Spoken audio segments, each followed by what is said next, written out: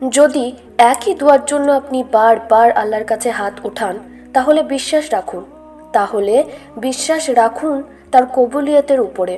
আপনার রব বারবার আপনাকে একই দোয়ার জন্য তার সামনে দাঁড় করানো বিনা কারণে তো হতে পারে না। আল্লাহ দেখছেন যে কিভাবে তুমি একই দোয়া আল্লাহর কাছে মনের গভীরতা থেকে চাইছো। তুমি তো যতটা সম্ভব চেষ্টা করেছো এবং অনেক দোয়াও করেছো, মন থেকে চেয়েছো।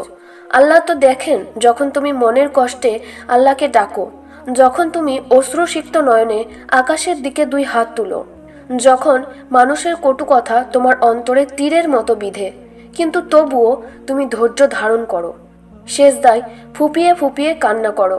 কিভাবে সম্ভব যে যিনি 70টা মায়ের চেয়েও অধিক আমাদের ভালোবাসেন, সেই রব তিনি এভাবেই দুঃখে কষ্টে তোমাকে রেখে দেবেন, তোমাকে খালি হাতে ফিরিয়ে দেবেন? রব তোমাকে দেখছেন, তোমাকে তিনার আরো কাছাকাছি নিয়ে যাবার জন্যই কবুলিয়তে দেরি করছেন। ইয়াকিন যখন আল্লাহর উপরে, তাহলে ভয় কিসের? যিনি এখনো তোমার সাথ ছাড়েননি, যিনি এত তোমাকে ভালোবাসেন, তিনি কি তোমার চাওয়া পূরণ করতে পারবেন না? ইয়াকিন রাখো, তিনি এমন মুজিজা করবেন যে তুমি অবাক হয়ে যাবে। কেননা আল্লাহ অনেক মেহেরবান। তোমার দুয়ার কবুলিয়তের রাস্তাটা হয়তো একটু মুশকিল, কিন্তু অসম্ভব তো নয়। তোমার হয়তো এখন খুব কষ্ট হচ্ছে, কিন্তু বিশ্বাস করো, তোমার গন্তব্য কুনই হবে, আর তোমার অশ্রুও সুখেরই হবে। আল্লাহ তোমাকে তার নিকটে নিয়ে যেতে চান, তাই তো তোমাকে পরীক্ষায় ফেলেন। তারপরেই তো তোমার ডাক শুনে নেবেন আর দোয়াও কবুল করে নেবেন। যখন আমরা দুনিয়া থেকে আশা ছেড়ে দিয়ে আল্লাহর মজিজার অপেক্ষা করি, তখন আল্লাহ সেই মজিজা করে দুনিয়াবাসীকে অবাক এবং তোমাকে খুশি করে দেন। তুমি বাস কবুলিয়তে বিশ্বাস রাখো। যেটা তোমার পক্ষে সম্ভব নয় মনে হয়, সেটাও তুমি হাসিল করতে পারবে। যেটা পাওয়ার আশা তুমি অনেক আগেই ছেড়ে দিয়েছ, সেটাও তুমি পেয়ে যাবে। তিনি 70 বছর পরে আদম আলাইহিসসালামের তওবা কবুল করেছেন। তুমিও তো সে আদম সন্তান। তুমি হতাশ হয়ে তার কাছে চাওয়া বন্ধ করো না, চাইতে থাকো, চাইতেই থাকো। তিনি তোমাকে অবশ্যই দিবেন। ধরে নাও তোমার দোয়াগুলো বাস কবুলিয়তের দরজায় পৌঁছে গিয়েছে। সুতরাং সবরের সাথে দোয়া করো। যখন তুমি হেরে গিয়ে ভেঙে যেতে শুরু করবে, তখন তোমার রব ঠিকই তোমাকে সামলে নেবেন। তিনি তোমাকে একা ছাড়বেন না। তোমার কোনো দোয়াই তিনি রদ করবেন না।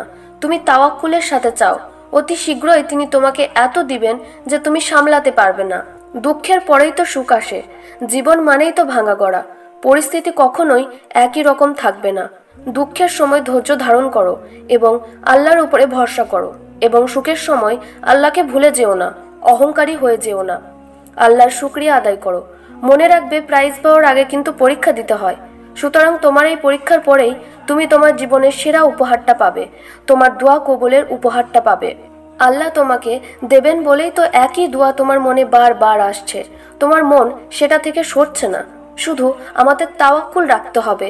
আমাদের দোয়া করা থেকে পিছিয়ে এলে হবে না, আল্লাহকে রাজি করা থেকে সরে এলে হবে না।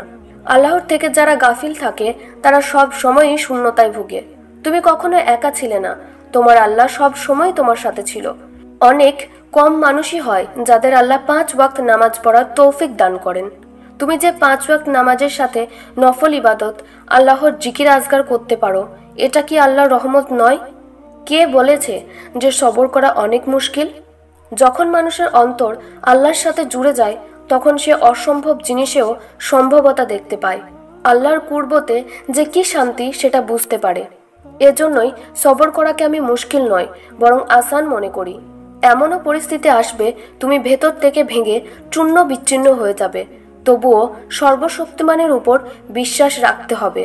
কখনো তাওয়াক্কুল হারাবে না। জেনে রেখো, নিশ্চয় কষ্টের সাথেই রয়েছে স্বস্তি।